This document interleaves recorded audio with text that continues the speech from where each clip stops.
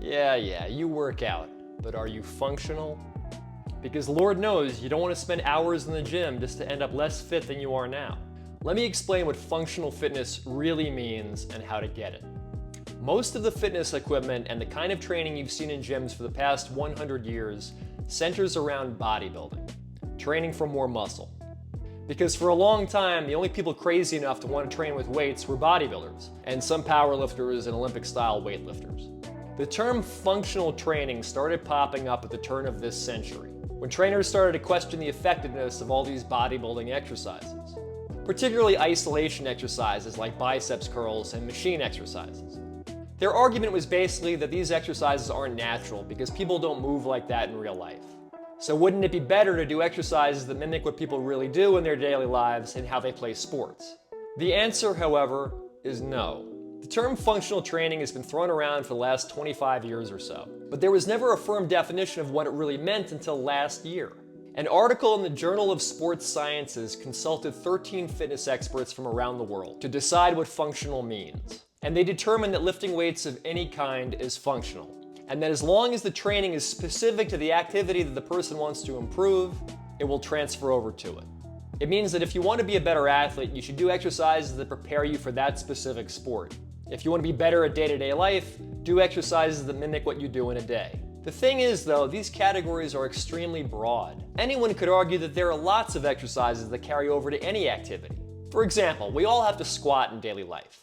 If you want to be good at squatting, you could do a barbell back squat, or a machine squat, or a single leg squat, or a kettlebell goblet squat, and the list goes on. No one exercise is really more functional than another unless it's extremely specific to the activity you want to get better at. So in the context of powerlifting, you would want to do back squats because that's what you compete in at a meet.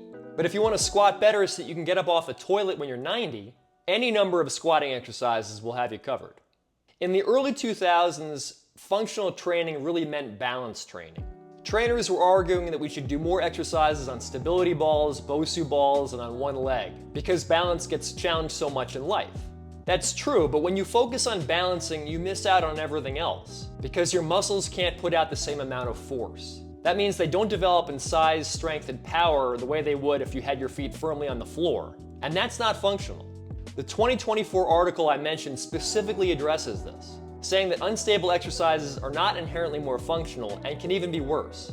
What you really need to know is that weight training was never intended to replicate every aspect of human life. The point was to strengthen the muscles you use in life, so that when you go out and do stuff with your muscles, they're able to perform well.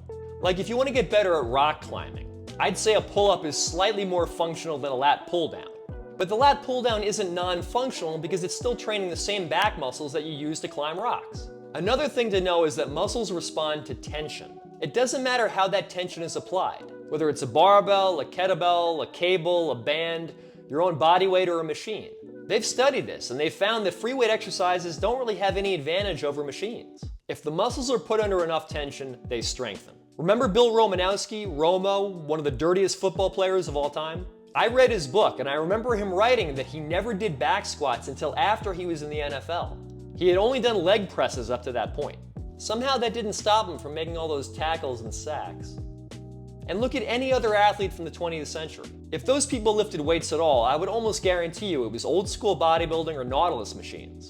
And some of those guys' records still stand, because those athletes were functional long before there was functional training. So if you're worried about being functional, don't be. Just lift weights, any way you want to. And if you play sports, play that sport, and the strength you build in the gym will carry over to it naturally. What's your definition of functional training? Let me know in the comments.